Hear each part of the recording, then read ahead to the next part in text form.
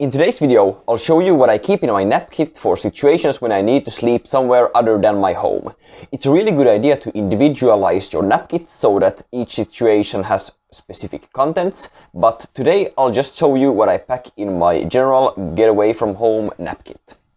Hello everyone and welcome back to the channel. My name is Crimson Flower and I'm a main author of Polyphasic.net, the community recommended resource for polyphasic sleepers. So, as I said in the opening, we'll go over what I think about when I pack my nap kit, and I'll split this video into multiple parts. First, you need to think about what surface you're going to be napping on. If you plan on napping outside, you might want to pack a blanket so that laying down doesn't feel so rough on your body. If you're planning on napping in your car, you don't need anything to soften up your body, but you might instead want to put some money into buying one of those airplane neck pillows, you know. Perhaps you're napping at a friend's place and you have access to a sofa or a bed. Well, in that case, you don't need to pack anything for the surface. You know, predict the surface, what it's going to look like, how it's going to feel, and pack something to fit that surface thereafter. It's always a good idea to pack a blanket though, just to be sure. So the next thing you want to consider is your alarm setup. While you're away from home, you know that you don't have the opportunity to use hundreds of different alarms to go off at different times.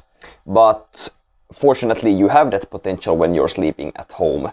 But still, we're talking about nap kits now, so you don't have the opportunity to use a million alarms.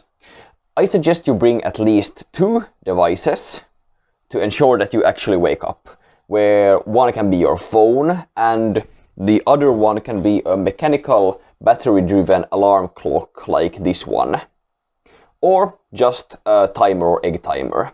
If you use a clock like this, you can even wind it up so that it rings at the right time when you leave your house, just to be sure that you don't forget it.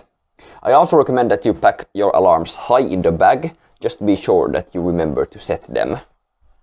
So now that you have your surface covered and your alarm setup done, after this you want to add all the miscellaneous things that are going to be good to include in your nap kit. These include your red glasses, your EEG, your dream journal, your adaptation log, headphones, always good to have, a pillow, and so on. These are especially good to include if you are, for example, going on a longer trip away from home, just to be sure that you're maintaining your dark period and keep tracking your sleep. The glasses I have right here are red ones, but I have actually developed a calculator that you can use to find out if you need glasses that are this effective. The link to that video where I explain this and the dark period course that I have created will be in the description. And that's about it for your general kit. Again, if you know that you'll need to tailor suit your kit to fit some other scenario, don't be afraid to add things relevant to that situation. But remember that you don't want to use too much energy to actually set up your nap spot, since if you get your adrenaline pumping just from creating the spot, you will have a really hard time falling asleep. Also, if you're in a public space, you want to have a friend with you to make sure that no one harasses you when you sleep or that you get your stuff stolen.